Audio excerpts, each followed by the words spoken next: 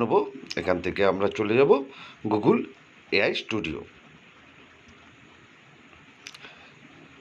AI স্টুডিওতে search করে যখন আমরা চলে আসব, এই যে এই অপশানটিতে আপনারা ক্লিক করে আমরা ঢুকে যাব।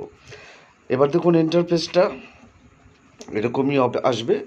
যদি এরকম না আসে, উপরে থ্রি ডটে ক্লিক করে ডেস্কটপ সাইটটা অন করে নেবেন। এবার দেখুন এখানে জুম করে দেখাই, বাঁদিকে যে 3 নম্বর অপশন ওটাই ক্লিক করব। করার পরে এখানে আপনি text to image, image to video, এবার সব রকম অ্যানিমেশন আপনি এখান থেকে করতে পারবেন। আমরা যেহেতু ভিডিও করব, ওর জন্য আমরা উপরে দেখুন এই 3 নম্বর ভিও দেখা রয়েছে, এটিতে ক্লিক করব। ক্লিক করে আমরা ভিডিও মোডে চলে আসব। এখানে প্রম্পট লেখার জায়গা রয়েছে, আমি একটু ছোট করে দেখাই। এবং উপরে ডান দিকে দেখুন রেজাল্ট দেওয়া রয়েছে, যে এটা দুটো ছবি পর্যন্ত আমরা বের করতে পারবো।